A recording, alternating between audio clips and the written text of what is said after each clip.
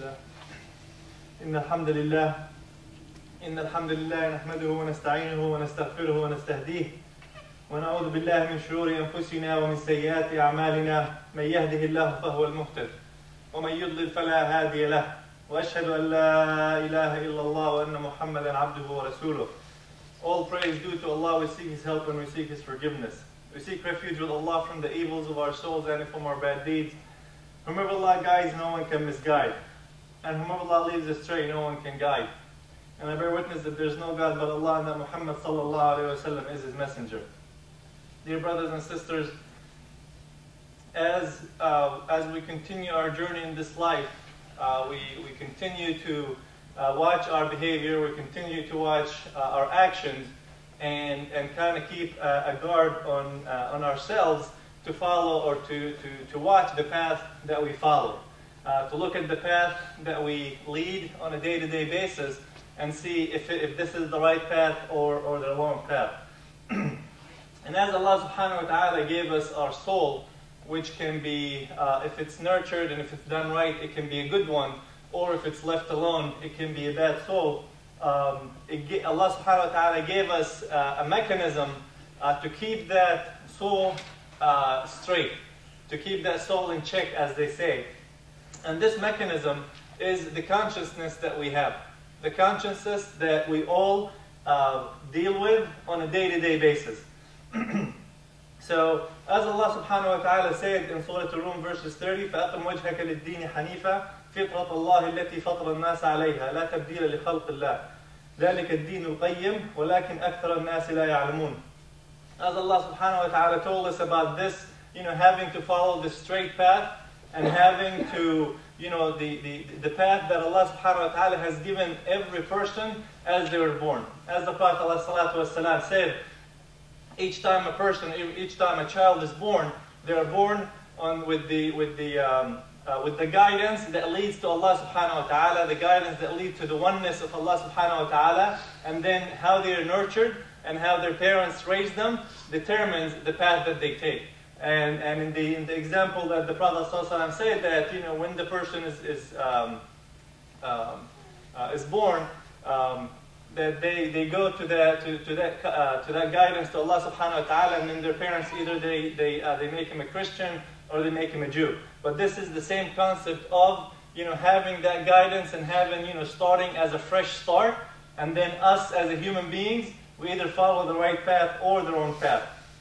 So when we look at the consciousness and the conscience that we have, and as we deal with it on a day-to-day basis, we start realizing that it goes back to the heart.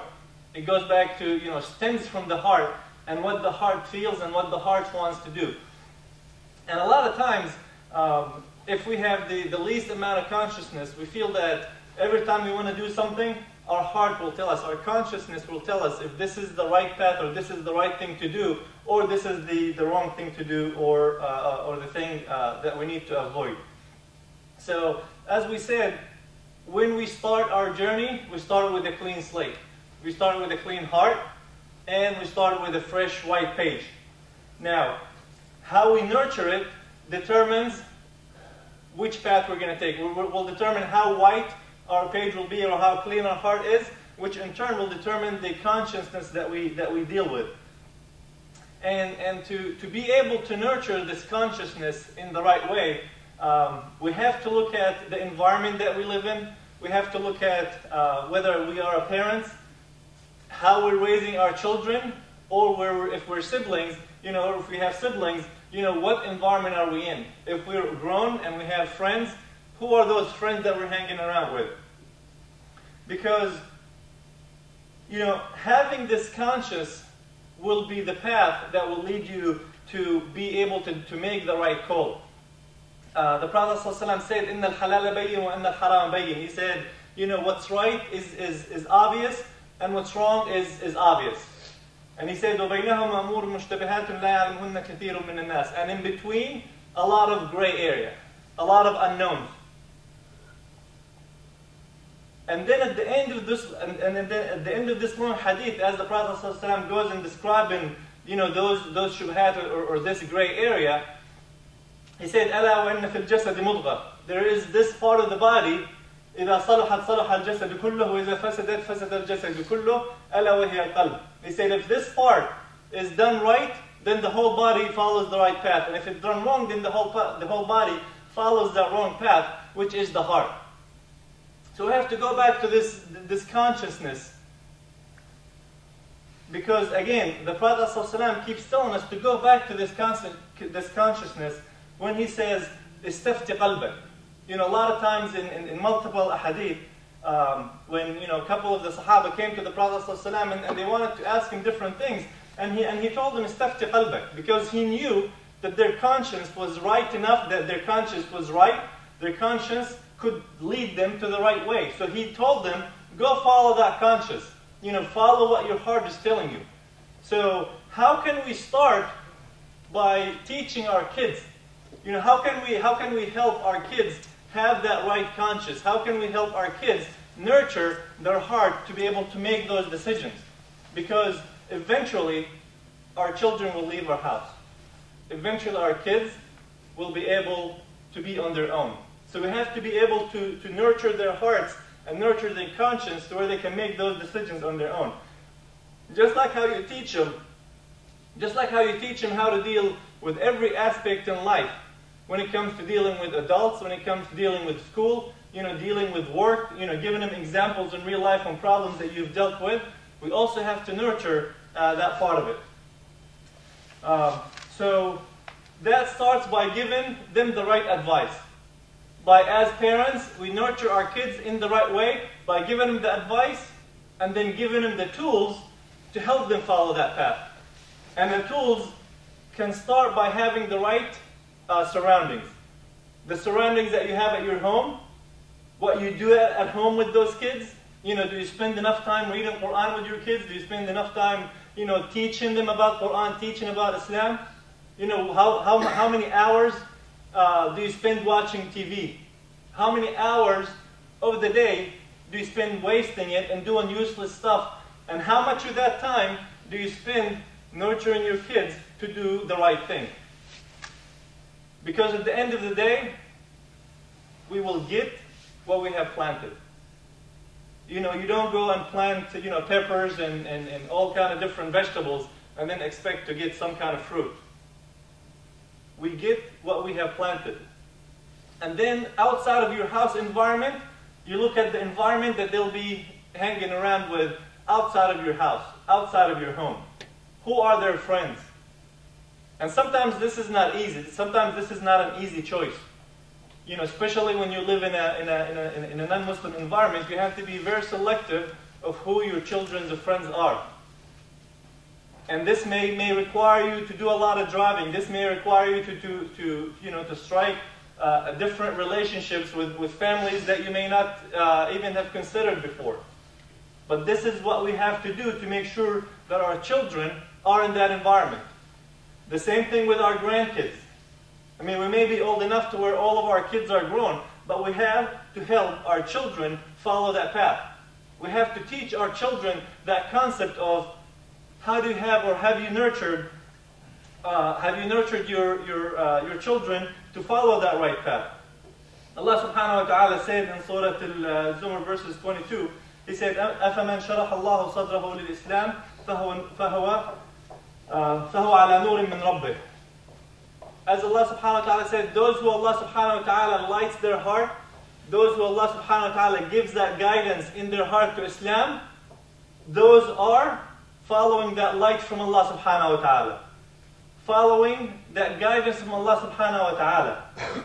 So we have to keep thinking, how can I nurture my heart? How can I, nurture my guidance or my conscience to where it follows the right path?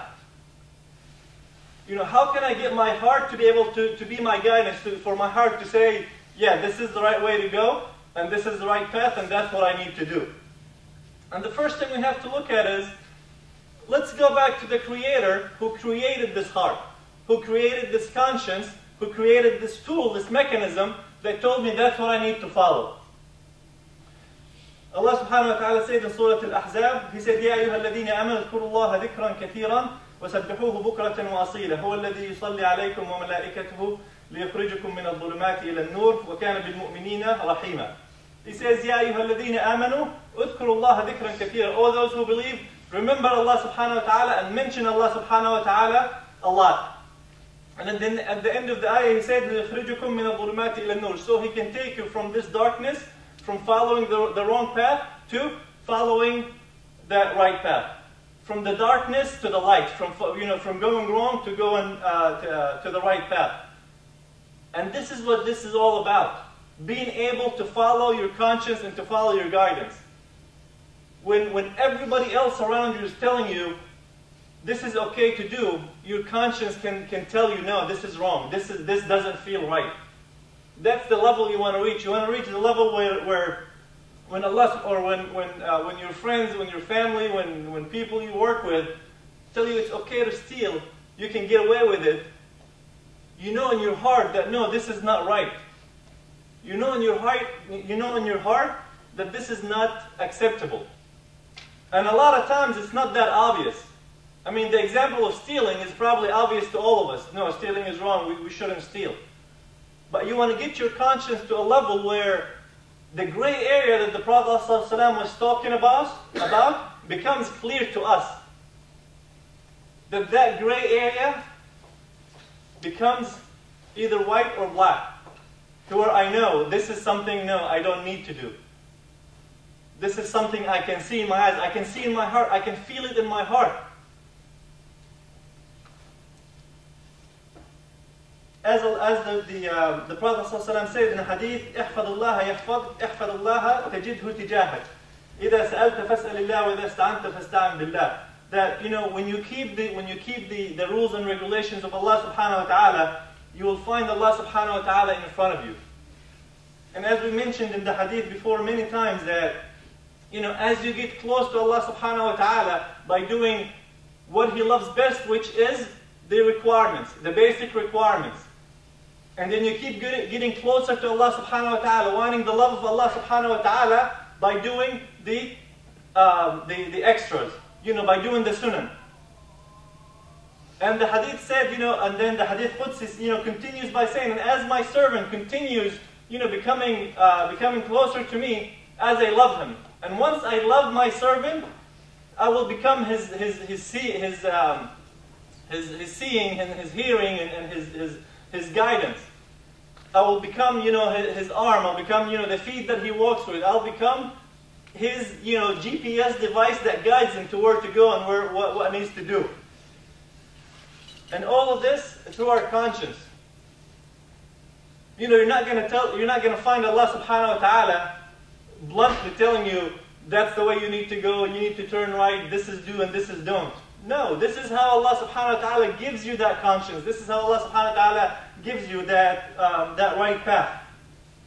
So we have to keep checking on the concept that how is it that I need to follow, or how do I know that I'm following the right path? And this is by always keeping Allah subhanahu wa ta'ala in our minds. Always knowing that Allah subhanahu wa ta'ala is among us. Knowing that Allah subhanahu wa ta'ala is sitting among us right now. That when I'm trying to do something, know that for sure that Allah subhanahu wa ta'ala is the one, as Allah subhanahu wa ta'ala said in Surah Al-Mujadila, verse number 7, أَلَمْ تَرَ أَنَّ اللَّهَ يَعْلَمُ مَا فِي السَّمَاوَاتِ وَمَا فِي الْأَرْضِ مَا يَكُونُ مِن نَجْوَى ثَلَاثَةٍ إِلَّا هُوَ رَابِعُهُم وَلَا خَمْسَةٍ إِلَّا هُوَ سَادِسُهُم وَلَا أَدْنَى مِن ذَلِكَ وَلَا أَكْثَرَ إِلَّا هُوَ مَعَهُمْ أَيْنَمَا كَانُوا. That don't you know, as Allah subhanahu wa ta'ala is saying, don't you know that Allah subhanahu wa ta'ala knows everything in the heavens and on earth? And that there's no three people sitting together in utter darkness or in the secret places, except that Allah subhanahu wa ta'ala is their fourth. And no five people except that He is their sixth, and more or less. So when you have that conscience in the back of your mind, forget about the fact that we have two angels on both of our sides, writing down every single thing that we do. But keep in mind that Allah subhanahu wa ta'ala is also watching us. And this is how you train your conscience to do the right thing. Knowing that Allah subhanahu wa ta'ala is watching over your shoulder. And if you remember, when we were kids, We probably even still do it now, is, when you were a kid, if you knew that your parent was watching you, you probably didn't do something that you weren't supposed to be doing. Or if your parents were outside the house, you probably played around, did something, whatever you wanted to do. But when they came home, you behaved right. Same thing at school. When the teachers went around, the same thing. Sometimes when your spouse is not around, you're trying to get away with things. But then when they're around, you're trying to behave. So this is in our, mannerism as human beings. That's something that we do. By keeping our conscience in check, knowing that if somebody's watching us, I'm going to do something less bad. So let's keep in mind that Allah subhanahu wa ta'ala is watching us. There is no question that every single person here has a goal of reaching Jannah. The reason why we're here, the reason why we left our homes, the reason why we left our work, we left whatever it is that we're doing and came to this Jum'ah is because we wanted to follow the rules and regulations of Allah subhanahu wa ta'ala and what Allah subhanahu wa ta'ala told us to reach Islam. Like I said, and what the Prophet ﷺ said, that there are so many things that are obvious in this life.